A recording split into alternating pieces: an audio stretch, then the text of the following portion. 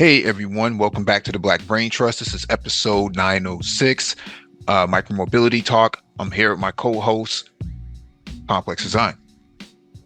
Like V, what's going on? How are you doing, everyone? Chilling, bro, chilling. What about you? Good, man. Hey, we're here to talk that talk, man. A lot of going on. All right. Please hit the like button as you come in, share the video if possible, and hit that notification bell so you get all the updates from the Black Brain Trust. It's a doc in the description. Need the video for you to follow along with and reference. And let's get started. All right, first item on the docket is from the Robot Report. Researchers investigate how to design low-cost, highly reliable robots. Let me zoom in on this one.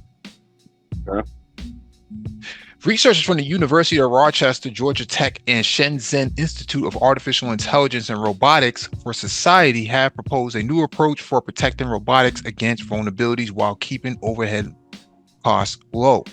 Millions of self-driving cars are projected to be on the road in 2025, and autonomous drones are currently generating billions in annual sales. With all this happening, safety and reliability are important considerations for consumers, manufacturers, and regulators. However, systems for protecting autonomous machine hardware and software from malfunctions, attacks, and other failures also increase costs. Those costs arise from performance features, energy consumption, weight, and the use of semiconductor chips. The researchers said that the existing trade-off between overhead and protecting against vulnerabilities is due to a, quote, one-size-fits-all approach to protection. In a paper published in Communications of the ACM, the authors propose a new approach that adapts to varying levels of vulnerabilities within autonomous systems to make them more reliable and control costs. Yuhao Zhu, an associate professor in the University of Rochester's Department of Computer Science, said one example is Tesla's use of two full self-driving FSD chips in each vehicle. This redundancy provides protection in the case the first chip fails, but doubles the cost of chips for the car. By contrast, Zhu said he and his students have taken a more comprehensive approach to protect against both hardware and software vulnerabilities and more wisely allocate protection. This is just an image of how protecting automation in a full self-driving vehicle, autonomous vehicle works. Yeah, they wanted, they're kind of making the distinction between doing, and if anybody's ever seen videos where people will do an RFID hack on like cars that have key fobs, for example, right? So there's sort of like a wireless hack, and then there's like literally the hardware hack. And like now we saw that a lot in the beginning stages of the micromobility industry, right? Where people were taking Bird scooters and hacking them, basically. Changing out the hardware components, right, to make them just very regular usable scooters, right? So this isn't something that we have not seen or not unfamiliar with. Quote, the basic idea is that you apply different protection strategies to different parts of the system, explains Zhu. You can refine the approach based on the inherent characteristics of the software and hardware. We need to develop different protection strategies for the front end versus the back end of the software stack. For example, he said the front end of an autonomous vehicle software stack is focused on sensing the environment through devices such as cameras and LiDAR, while the back end processes that information, plans the route, and sends commands to the actuator. Quote, you don't have to spend a lot of the protection budget on the front end because it's inherently fault tolerant, says Zhu. Meanwhile, the back end has inherent protection strategies, but it's crucial to secure because it directly interfaces with mechanical components of the vehicle. Zhu said examples of low-cost protection measures on the front end include software-based solutions such as filtering out anomalies in the data. For more heavy protection schemes on the back end, he recommended techniques such as checkpointing to periodically save the state of the entire machine or selectively making duplicates of critical modules on a chip.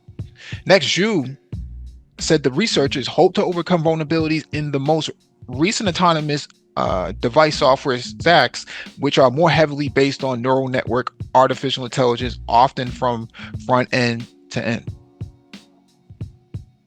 Quote, some of the most recent examples are one single giant neural network deep learning model that takes sensing inputs, does a bunch of computation that nobody fully understands, and generates commands to the actuator, Zhu said. The advantage is that it greatly improves the performance, but when it fails, you can't pinpoint the failure to a particular module. It makes the common case better, but the worst case worse, which we want to mitigate. So let me say this as somebody who works on vulnerability management and risk management and cybersecurity. Part of this issue is that we have not identified each component inside the vehicle. So we know that, you know, the lidar, the upfront cameras, and the back end, the storage and the computational power is there, but we haven't identified it in terms of serialization, right? We need to identify each and every single component with a actual serial number, right? And so once we can categorize these components based on the serialization of it, then we can actually apply different risk factors into these components and into this whole entire stack, the front end and the back end stack. And then what we can do is we can make it so that there's a if we were using blockchain, and this is probably a really good place where you put blockchain. This is what I was going to say. This is where we're going to have to go with it. Right, because you have immutable infrastructure in place, right? And running on top of the stacks, or running within the stacks itself, or running parallel to the stacks. And then you start talking about smart contracts, and the smart contract will give these sort of instructions that if A, then B, sort of permission structure within the smart contract itself, because the smart contract can only function if there's an agreement from the other party, which is the other components within the stack itself, which is the actuator. And because cars have multiple actuators, door locks and different windows. Because that's what they use. That's what Hertz uses with the electric cars. And everything you're saying largely, so look at it like this, right? What you were just saying sort of mirrors how the micromobility rental space, because the app on the phone basically serves as that actuator, right? It's the accept button. The accept button is what then triggers the GPS or the IoT device on the vehicle, because this is all cellular connected. Remember, the IMEI number on the actual chip is connected directly to the controller, right? So if we're talking about where those vulnerabilities are, it's probably at that connection point, right? Because if you were to just remove the data point on the vehicle itself, the vehicle is just a brick. It's a brick, right? So we're looking at basically the point where the communication connects to the vehicle itself to actuate it, based on what you're saying. And that actuation point is, from a hardware standpoint, is going to be the IoT device that's on it, right? That actuation part of what you're talking about is the app. But when we move over to a blockchain, for example, right, it's actually going to kind of remove that. It's going to streamline it, and it's going to make it more, I guess you could say, integrated, where, like you said, everything is serialized. Do you remember when they had that issue with the ID4 Volkswagen Golf, and somebody had an issue with a motor? And so what the dealership did was they sent the motor back, and they had them send another motor. And when they put the motor in, they couldn't get it to work. Why? Everything was serialized. Even the technicians didn't know this, Mike. Yeah, and everything was serialized. Yeah, and to your point, that's actually correct, and that's where blockchain comes in, right? Because it's permission based, right? You have permissionless based blockchain infrastructure, but when you talk about permission based blockchain infrastructure or blockchains, then you start talking about if these residents on this chain are authorized and authenticated, then Mm-hmm. what happens here is whatever sort of vulnerability that's going to be there at the front end it will not be able to translate to the back end, right? It won't be able to It won't. traverse because No. it stays within its silo, and then you don't have to worry too much about, cross pollination of these sort of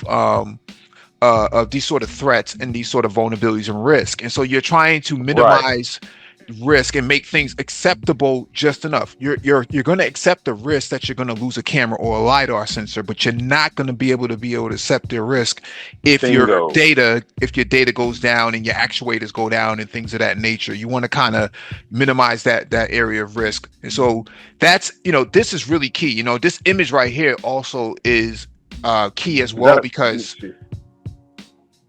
that graphic right there? Can you yeah, make that a little bit bigger, or can you like expand that? I just want to see. yeah. There we go. Okay, there we go. So what we're All right, seeing there we here go. is that this vehicle has these sensors on it. Okay, whether they're camera sensors or just blind spot sensors for that matter, because obviously it's looking at the crosswalk and it's looking at the motorcycle to the passenger side, and then it's looking at the other vehicles to the driver's side, and then on the rear end it has the other vehicles approaching from behind. But what it also does here is V to X, right? Vehicle to Mm-hmm. anything, or V to I, vehicle to infrastructure. V to X means that all these sort of other objects around Moving it objects. communicates Yeah. with it. And then V2I means infrastructure, which is the public good, your traffic lights, your stop signs, and things of that nature. Mm-hmm. It can observe all of these images. Where you start to see these threats, um, from an environmental perspective, is what happens if a bad guy decides he's going to paint his own crosswalk by using down spray of paint from Home Depot or whatever Right. place, or some roller. You could easily go down to any hardware shop or whatever it is and get some white paint the road however you want, whether it's white strips in the middle of the lane or a fake crosswalk, and then you can actually cause a traffic jam that way as Bro, well. I've seen something as simple as just get up there and hit the camera, like the street camera, because the camera, those cameras that you see like on the top of like street lights and stuff Okay. like that are at intersections and stuff. So those are approximation cameras, right? You see, so there'll be times, for example, you'll go to an intersection, and let's just say you get there and there's a red light where you're at, but there's no other cars going. It'll just instantly go green, because see, the other cameras sense that there are no other cars coming, so they'll just flip green for you in the name of efficiency, right? But what if you went up there and just do a coat of paint over the fucking cameras? Oh, let me pardon my language. But you throw a coat of paint over the cameras so that they can't talk like that. They don't, because if you do that to one, they can't talk to the other cameras. Because one camera says, hey, there's a car right here at the intersection. And then the other three, right at the other points in the intersection, says there's no car. And then what'll happen is the light will instantly just flick green for you in those low traffic areas. And so this is where you do have sort of like an algorithmic part to traffic infrastructure, for example, right? And then when you talk about V to X and V to I, then you're talking about integrating into the I part, right? So that's where you could see those types of interruptions. Well, some of those components that you see on these traffic lights are not necessarily cameras, but they're sensors for first responder vehicles. So it gives them the right of way when they approach it. It automatically changes the lights. It's not necessarily looking for it doesn't necessarily have a lens on it, but it just has a sensor, because the first responder vehicles, your police cars, your fire trucks, and your ambulances have the sensors built inside the windshield itself. And so as they're approaching, it gives them the right of way. It turns all the other lights red. So there is some truth to what you're saying. But this is good, yeah, though. but I'm just saying, like that. Those are those points of compromise that you're talking about, right? We analyze what are the points of compromise when we're talking about this type of infrastructure, right? Like we just kind of we kind of pointed to maybe say like the GPS connection point on say a vehicle per se. And then when we're talking about the infrastructure side, it could be stuff like that, like traffic cameras and sensors and Mhm. shit like that. You just kind of, you know what I mean? It's up in the air if somebody compromises it, Yeah, and usually at the technical operations center where all of that is taking place, they're gonna they see they that. they pick up, they have eyes on glass, and so they can see all these sort of things Hmm. happening in real time. So if something Hmm. is not working, they automatically respond to it. All right, let's move Yeah. to the next item on the docket. This is, let me zoom in on this. This is from ABC News. Small micromobility Wait a minute. vehicle. Wait. You mean to tell me ABC is covering micromobility now, Mike? Get out of here. Small micromobility vehicles gain traction amid rising car prices. New companies emerge to serve the non-car market with compact alternatives. Back in the 1980s, Honda sold a city car in Japan called, appropriately, the Honda City. It would have been a normal hatchback were it not for what came in the trunk, a Honda motor scooter that drivers could fold up and store in the trunk of the City. It was called the Moto Campo, and it was a vehicle that belonged to a sector of transportation expert called micromobility. David Zipper, a senior fellow at the MIT Mobility Initiative, noted that that segment encompasses a full range of vehicles. Quote, scooters, it can include bikes and e-bikes, cargo e-bikes sometimes. Where it starts to get a little hazy is when you get into things like mopeds, which are a little bit faster, and even golf carts. Some people group into this category of micromobility. Zipper told ABC Audio. This is just an example of the Motocampo. And you can buy the Moto Campo. They re-released it. You can buy it now. Mm-hmm. The segment has seen an explosion of growth in the last 15 to 20 years, he said. The average price of a new car in the US is just under $48,000, according to recent data from Cox Automotive. And while that's down slightly from its 2022 peak, for many Americans, it's still expensive to buy a car. That's why Zipper said many are now turning to the micromobility sector. Quote, you've seen a variety of different types of innovations and new technologies take hold that have allowed for a lot of different form factors and a lot of different use cases of micromobility, Zipper said.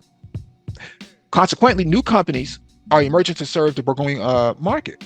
In an unassuming New York City building across from Brooklyn's McCarran Park, a startup called Infinite Machine is putting the finishing touches on its take on a micromobility vehicle, an electric scooter called the P1. The first thing that stands out about the P1, the company's first product, is the looks. The scooter has flat, slab-like body panels with sharp edges, all trimmed in black and what looks like stainless steel. Quote, we were inspired by vehicles like the DeLorean and the Cybertruck, Eddie Cohen, the president of Infinite Machine, said. He founded the company alongside his brother, CEO Joe Cohen, and the two first unveiled the P1 to the public in 2023. Quote, imagine like a Vespa from the future, Joe Cohen said. It's made from aluminum and steel, and it's super high performance. The Cohens told ABC Audio this is the first vehicle in its class to come with Apple CarPlay. The phone mirroring technology is viewable on a small touchscreen where riders can also pull up exterior cameras. They are primarily for safety and insurance purposes, Joe Cohen said, but the cameras have other uses. Okay. Quote, if you want to make some content on your ride and record your commute, he said.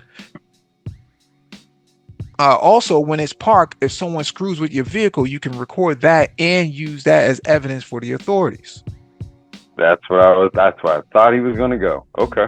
That's what's up. The P1 can go about 60 miles on a charge, according to Infinite Machine. The battery on the P1, which is located in the scooter's floor, is removable, meaning city dwellers can take it into their homes or apartments to fill up on electricity.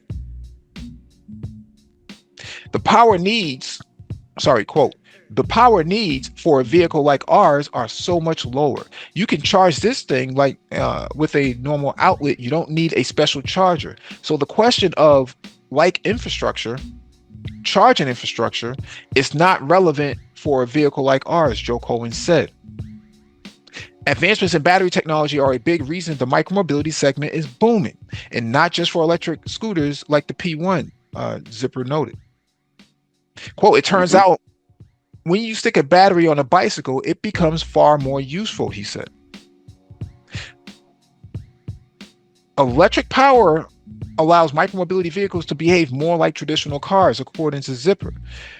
Quote, maybe you want to arrive at work without being really sweaty, he said, or you are having some mobility issues and you're a little bit older and you really value that extra oomph to get up a hill. Maybe you want to be able to power a bicycle with a storage area to bring your kids to school or to get groceries. But riding a bike, even an electrically assisted one, in certain big city environments raises safety concern. This is an example of the Infinite Machines. That's it right there. Yeah. Yeah, that's nice. I've actually seen that one before. Yeah. Yeah, we've nice. covered it. We covered it in the past. When Yeah, that's what I'm initially saying. I've seen that announced it. before. Yeah. Yeah, it's nice. Consumer Product Safety Commission estimates more than 360,000 injuries related to micromobility devices were treated in emergency rooms across the country between 2017 and to 2022. In that time frame, there were more than 230 deaths, according to the commission. A micromobility device like a scooter or like a bike or a scooter having to share the road with cars and trucks is a recipe in the best case scenario, discomfort, and in the worst case scenario, a crash that could lead to a death. Zipper said. He suggested that solution is to build out dedicated infrastructure, things like bike lanes that are protected by concrete barriers. It's something he said many major metropolitan areas are already doing. We've talked about that at length. Yes. For those of you guys that are going to be listening to this, go into the archives, look at the previous micromobility live streams. We talked about road infrastructure ad infinitum. Mm-hmm. Quote, in the last 15 years or so, you've seen a lot of cities in the US and frankly in other parts of the world too, invest a lot of money and resources in creating safe spaces for people who want to use a scooter or a bicycle or any of these other versions of micromobility that we're talking about, Zipper said. But it hasn't been smooth sailing. Community boards have clashed with homeowners and businesses in the cities across the country over the rollout of dedicated bike infrastructure, with detractors angry about losing valuable parking space. In one New York City neighborhood, residents even made lawn signs reading "No bike lanes" in big bold letters. Meanwhile, organizations like the NYC E-Vehicle Alliance have cropped up to advocate for micromobility regulation amid rising rates of injuries and deaths. In the meantime, Joe Cohen of Infinite Machines said at least one of these is going to fall on riders practicing safe driving habits. Until our city looks more friendly towards small vehicles like this, we have to just be really aware, he said. And our job is to not only design really safe vehicles on the hardware side, but also educate our riders about how to be defensive and to take their own safety seriously. Well, Mike, this is what I was, you and I have gone back and forth on this on Mm-hmm. multitude of occasions. You cannot overregulate this. Mm-hmm. It's no different than driving a car and stuff. It's like, okay, you have to be a defensive, responsible driver when you're operating like a car, for example, right? It's no different when you're on an e-scooter or an e-bike, dude. It's the same stuff. Mm-hmm. Right. What I don't like is the attempts, I should say, because we're not there where we have like all these vehicles have to be registered and you have to have a license and all that. We're not there, but there's these attempts. We've covered this. Like, so once again, for you guys that are listening to this playback here, check out the previous live streams that we've done on this, because we've covered the political angle on this, on the attempts to overregulate essentially what is a mode of transportation that a lot of people are now looking to as an alternative. And so I think that piece that you just read about riding responsibly goes a long way, because see, I think that is really the point at which they attempt to do the overregulation, because the vehicles themselves, you just pare them down to the speed they need to be at and ride responsibly. Wear a helmet, wear your gear, you're good. Yeah, definitely. Yeah. The P1 retails for $10,000, putting it firmly at the top end of the micromobility market. Quote, we know we're more expensive than the competition, and we did that intentionally because we did not want to cheap out or value engineer this product, Eddie Cohen said. His brother put it a slightly different way. It's cheaper than the cheapest cars, Joe Cohen said. A little lower down on the price ladder is the Moto Compacto, an electric scooter Honda unveiled last year that retails for around That's the one, $1,000. Mike, that's Yeah. the one. I'm sorry, you guys. Let me retract. The Moto Compacto. What's it called? Moto Compacto. That's the one they just re-released right there. So it's a smaller version of that yellow one. It's white and it's electric. My bad, dude. Go ahead. It doesn't have nearly as much space as the Infinite Machine and just a fraction of the electric range. But when it's not being used, it folds up into a briefcase-like shape that can be stowed in the trunk of a car. So the thing here is this, to understand, is that this market is about to take off. Like the Coen brothers said that or I should say, Zipper said, battery technology is evolving every 6 months. Every 6 months, yes. Minimum, or on average, you're seeing new development in battery technology. Before we were talking about lithium ion. Now we're talking about lithium sodium. Okay, that's right. A whole different transformation in battery technology that we haven't even seen before. Right. Now we're talking about, Mike. I'm going to tell you right now, dude. I'm even looking at lithium phosphorus for a certain scooter that I got. See, so lithium phosphorus is on the table too, because all that is a lithium version of a deep cycle battery.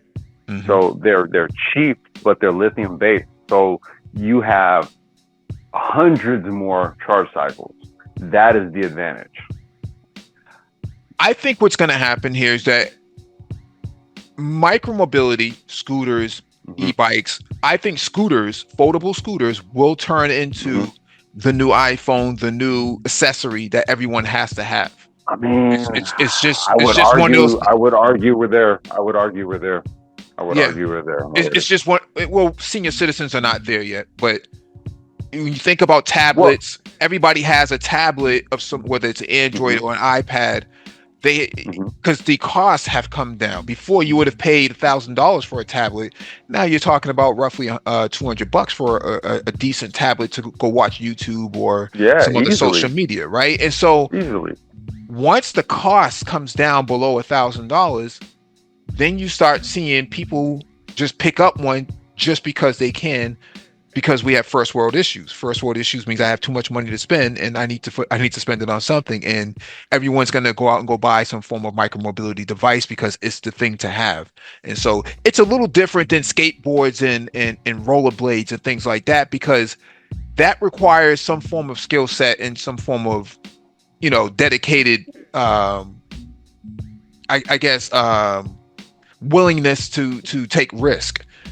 Risk. I was going to say, Mike, because I was out that last weekend. I was at the farmers market at the Tractor Supply Co. They asked me to go out because, I'm the local guy in the area that does all the e-bike and e-scooter stuff. And now what they're doing is they're selling the electric golf carts and the electric the pit bikes, the mini bikes. Like the CT1 Coleman CT100, like the big tire.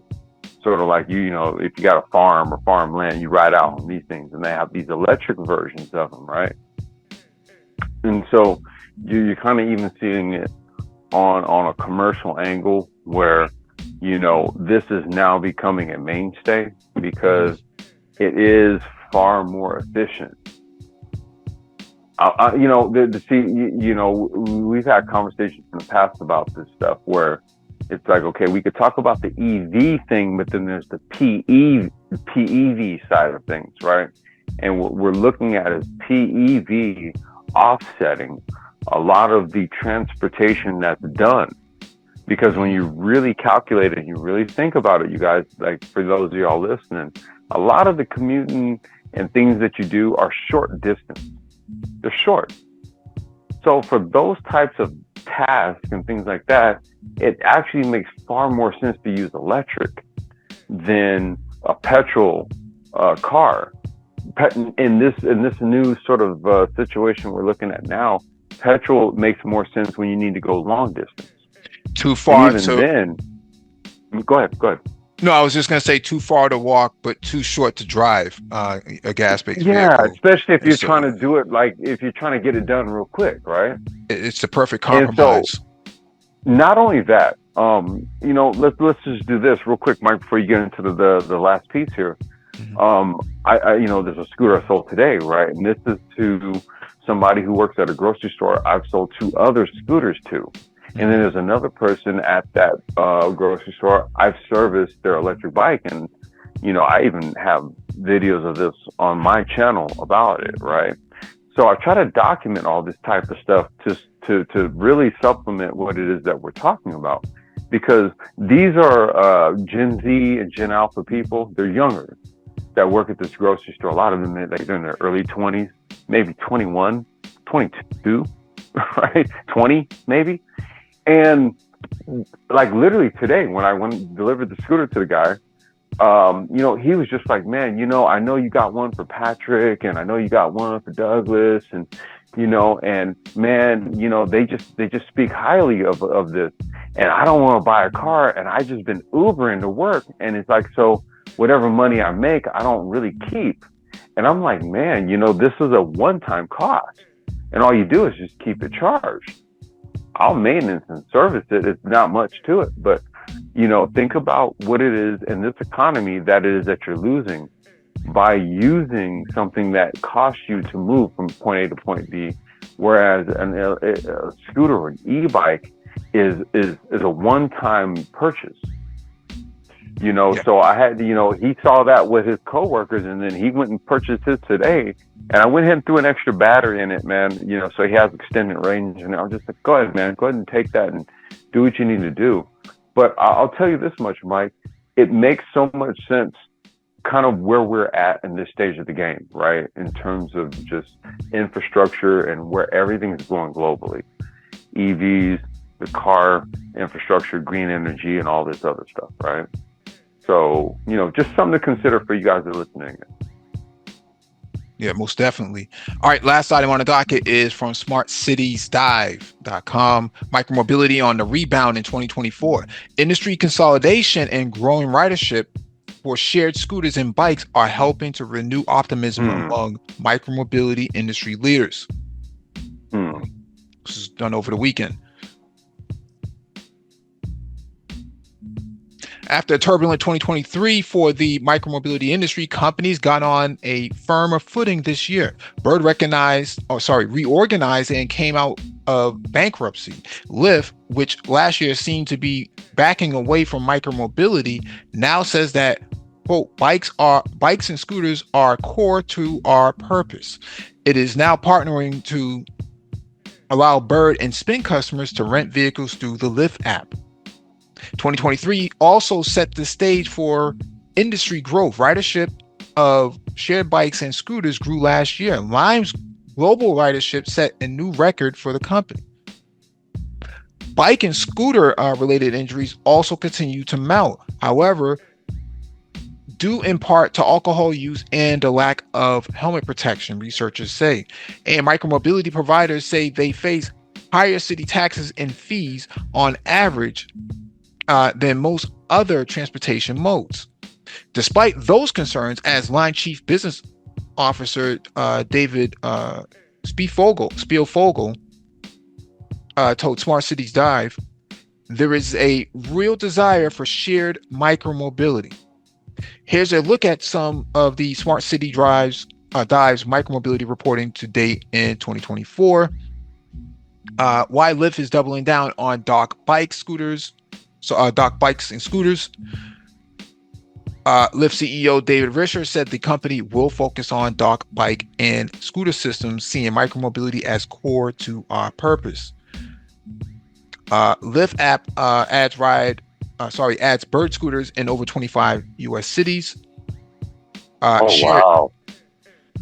Shared e-scooter operations in 3 cities adapt after 2023's turbulence. Electric scooter and e-bike injuries have soared since 2017, study says. Micromobility ridership up 16% in U.S. cities in 2023. Micromobility taxes, fees often out of sync with city policy goals. Study. The taxes and fees are 23 times higher on average than those on private vehicles, according to researchers at Lime. Whoa. Run that back. Yeah, the taxes and fees are 23 times higher on average than those on private vehicles, according to researchers at Lime and 2 universities. Mike, can I say something real quick about that? Go ahead. Say something real quick. This is why I keep telling you, man, why the consumer markets are blowing up. Why do you got your own kit, right? You went ahead and just invested in your own kit. That's what everybody's doing. Think the money, when it comes to the ride shares, they gotta have to figure this out now at this stage of the game. The rideshare industry, and for those of y'all that don't know, we started in the rideshare industry. Mm-hmm. Now, I have a lot to say about it because we've transitioned over to the consumer market. And I just basically, on the last article, told y'all that I sold a scooter based on what was relatable to the content we were just saying, speaking on in the last article. But now, since we're talking rideshare, I'm like, they're going to have to figure that out. Because that little statistic that you just read right there is the reason why so many operators have gone out of business largely. Either that or what they're doing is they're going private rental, so that you don't have to deal with all the public aspect of it, the permits and all that. When you do private rentals, it's no different than having a bike shop and then renting a bike out of your shop.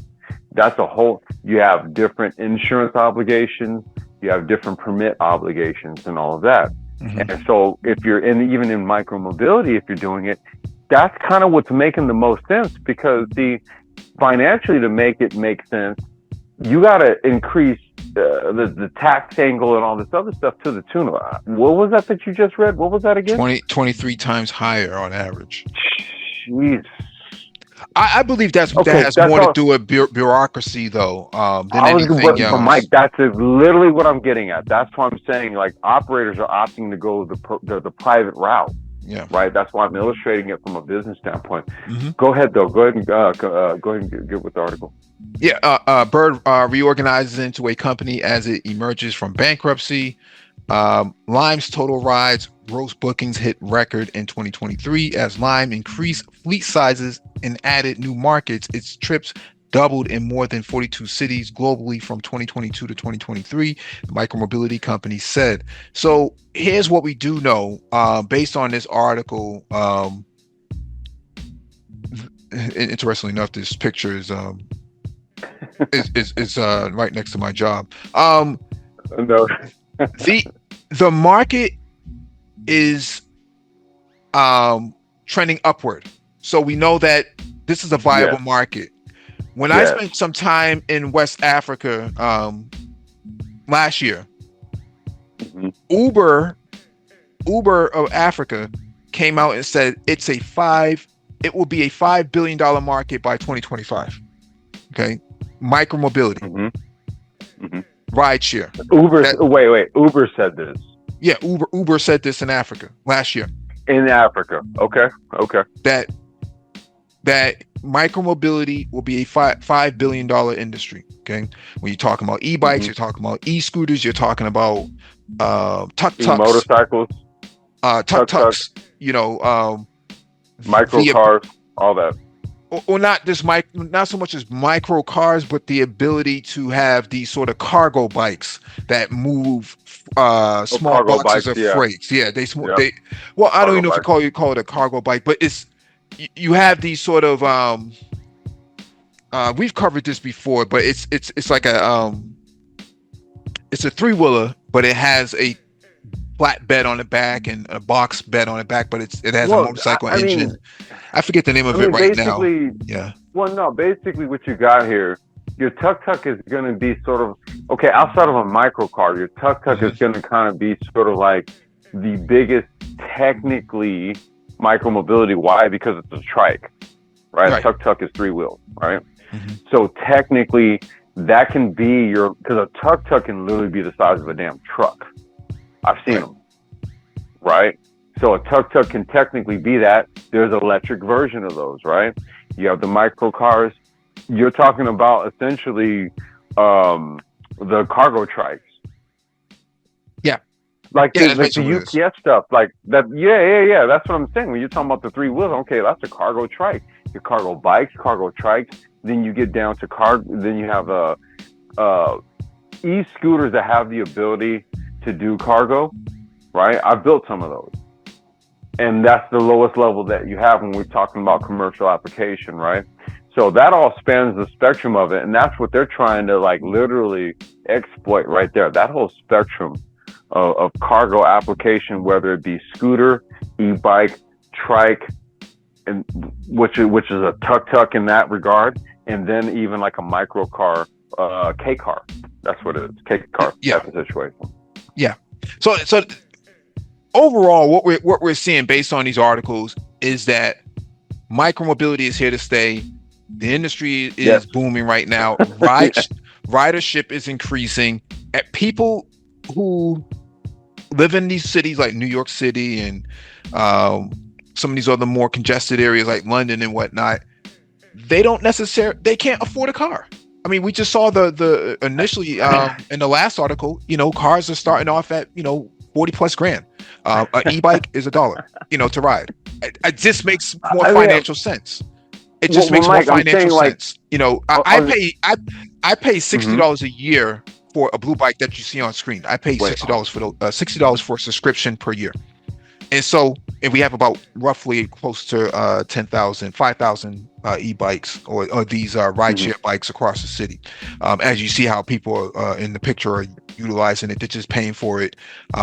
Some jobs in the city as a corporate benefit have access to these sort of blue bikes, right? And so you're seeing ridership increase because there's more availability and there's more benefit to it. If I need to go down the street really quickly, like for example, when I needed to, I was late because my meeting ran over in the office, but my medical appointment was about 10 blocks away. There was no way I was going to be able to wait for a bus or a train to come that quickly. I'm already late. What I'm going to do is I'm going to go get a bike. I'm going to take some shortcuts because the bike lanes, the infrastructure has been laid out. I can do that. I pay $1 for the bike or $1.70 or whatever it is, and I'm off. That makes a lot more sense for people who are in need. And so the market is catering to these people that are in need. If you can't afford a house, you barely can afford an apartment, you probably can't afford a car. And so that's where you're starting to see the increase. College students, K through 12 now, you're starting to see more K through 12 students ride to school because they can. It's just that simple. And you're seeing people ride to work now too because bus, train, they were late, it didn't show up, whatever the case was. Now the business cases are starting to make a lot more sense that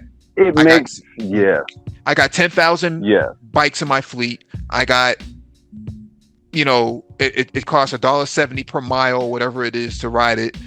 And you're talking $10,000 a day in revenue. That makes all the sense in the world. If you're a micromobility operator, that makes a lot of sense. In the busy summertime season, that's when you're going to make all your revenue. Wintertime is going to drop off. But during the summertime, I can tell you right now, if I go on the app right now, I can't find an e-bike. because they've You already been can taken up. no. Well, I would say like this, Mike. No, you're absolutely right. Okay. So these are once again for those of you guys listening in, please, you know, take a listen to the previous micromobility live streams where we talked about, you know, the factors that impact this industry, something like seasonality, for example. So, for example, I'm on the West Coast, Mike's on the East Coast. Right now, it's October, and today we're at 102 degrees, right? We're looking like we're gonna have a very mild winter this year, right? You see, so maybe your average mean temperature by the time we get into December, January is going to be about 73, 74 degrees. Now, within the seasonality period, as it relates to micromobility industry, 70 degrees is your sort of like your base temperature. People are at about 70 degrees and above. People are going to be comfortable getting out on bikes and stuff and doing things. Okay. No matter if it's riding their own stuff and renting it, et cetera, et cetera, et cetera. It's a temperate thing. So your market is largely dictated upon the amount of time that you have temperature, or the time in the year that you are above the seasonality period, as they call it in the micromobility industry, right? Mm-hmm. So that's going to largely determine that. Now, that does not ultimately determine the full scope and scale, because you have people that just going to say, well, listen, this is my vehicle. This is what I get around on. This is how I get around. And see, those are the people that I serve, right?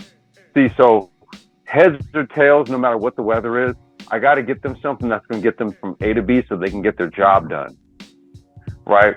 And this is kind of like sort of like breaking down the scope of this industry and how it all functions and operates, right? There's a lot to this. It's very much like the automotive industry, why they make sedans versus pickup trucks, minivans, SUVs, mini SUVs. They have these different vehicles to serve different purposes for the consumer. And micromobility is the same way.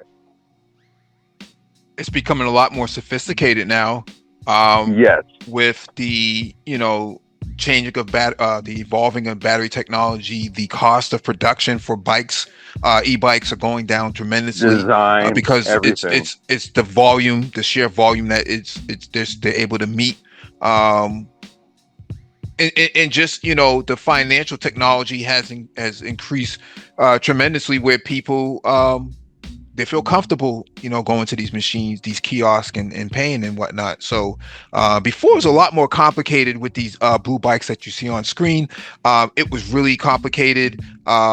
Sometimes the docking mechanism wouldn't work and you had to call somebody. It was really complicated a couple of years ago, but now it's really seamless. You very rarely see anybody have these sort of issues. Right now, bikes are the bike racks are empty because people are taking them because it's just that much cheaper. If I can spend $5 a week to get around, that makes a lot of sense. Especially for these e-bikes. That's really what people are going for, is the e-bikes. They can do 15, 20 miles an hour on one of those e-bikes and get to wherever they need to get to. Where you're also seeing the increase in ridership is the Grubhub food delivery business. A lot of these folks who were riding around on these illicit scooters, these illegitimate gas-based scooters, those are off the road pretty much now in New York. New York has collected about 8,000 of them, primarily because these were stolen or non-registered gas-based scooters. And so the alternative is you got to go get yourself an e-bike, because it's just, you don't need registration and it goes just as fast and you can dip in and out of traffic no different than you would on a gas-based scooter. That's where you're starting to see your ridership increase, and it will behoove a lot of your food delivery services to start integrating e-bikes and e-scooters into their registration of their app, so that you don't have people riding around on stolen gas-based scooters and whatnot. Well, Mike, let's talk about that for a quick second, right? Because, for the would-be entrepreneur that's looking for some sort of business opportunity, for example, right? These applications, and we covered this. I would have to look it up. We're kind of in the middle of recording this, but look up a live stream for those of you guys listening in. Where just type in Black Brain Trust in the YouTube search. Black Brain Trust Ghost Kitchens. Okay, Ghost Kitchens. Type in Black Brain Trust Ghost Kitchens, right? And so, Mike, that's the live stream where we covered this, right? Where we're talking about the B2B opportunities in this 4IR economy that we're looking at, right? And this is sort of neither here nor there of any sort of political affiliation. What we're talking about here is how these industrial applications are largely serving our society right now. When you look at how many people order things off of DoorDash and Uber Eats and things like that, these are a critical component of, the food supply chain, let's just say, or the restaurant supply chain. I'm not really sure what language to give it. However, there are B2B opportunities within that infrastructure, i.e., for example, you have your own micromobility delivery service, right? It's very easy to partner with the local restaurants and just say, hey, here's what you do. If you agree to allow us to handle that delivery, all the delivery services for you, then what ends up happening is that restaurant makes more money based on the agreements that you make with the restaurant, because at that point, DoorDash and Uber Eats and these apps only serve as a order broker. So at this point, it's just another active online menu that people can browse and order. When you have your own bespoke delivery service that you partner with these applications, and you guys can look this stuff up, feel free, because what it does is it provides third-party opportunities, last-mile logistics, as we call it. And so those APIs are literally there for the DoorDashes, the Uber Eats, the Grubhubs, that you were bringing up, et cetera, et cetera, et cetera. All you have to do is just have the business requirements met for these applications in the markets that you're operating in.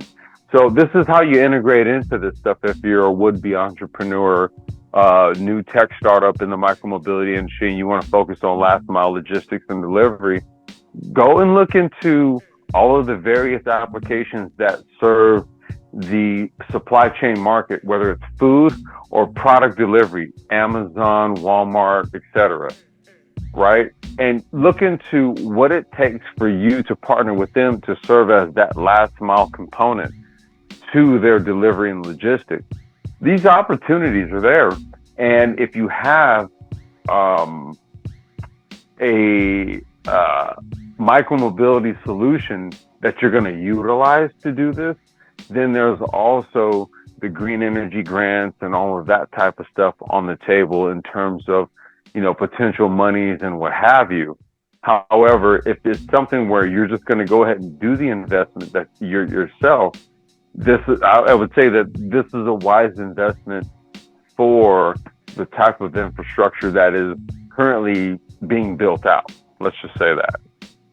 I think my closest thoughts on this is that what you're seeing now with these leading whales of the micromobility market is the PPP, public-private partnerships. And that's what you're seeing on screen right here. These blue bikes that you're seeing on screen are a part of a public-private partnership. The government is partnering with private business who deploy these sort of ride-sharing platforms out there, and that's how they stay in business. And they do it across all major U.S. cities, and they're doing it all across the United States, and they're making headwinds inside the continent of Africa now as well. I talked about that earlier. That Uber told us, they see at the African continent as being a $5 billion opportunity by 2025, which is only about a few months away. And so they're in it. They're in it big time. So that's the micromobility update, market update that, what I'm seeing right now. Any last thoughts, Complex? Yeah, I was just gonna say to that last piece that you just said there. There's only but so much room. I mean, just think about all of the big time operators that were there, Mike, when we first started doing these live streams back in 2018, right? Think about all the guys and all the millions of dollars that they had, right? And what we've seen here is a dwindling down, right? So you only have but a couple of guys to do that public to private, because we did that ourselves over here in 2022. That's what we did. We were public to private. We were a public rideshare entity, but this was a private business. Okay, and even we had to pivot. So it's kind of like we've seen the full scope of this, right? And for those that are listening and really want to try to get an idea of, like, let's just say, getting involved in this type of industry, we talk about these things here because you need to know the full scope of it, whether it's going to be on the public infrastructure side, i.e., the private to public infrastructure piece that you were just talking about here, or other aspects of it. It's either way, it's not going anywhere. It's not going anywhere at all. Those are my closing thoughts, Mike. I appreciate you for having me up, bro. Indeed. Thank you all for joining us. Please hit the like button on the way out. Share the video if possible. Hit that notification bell so you get all the updates from the Black Brain Trust. Peace.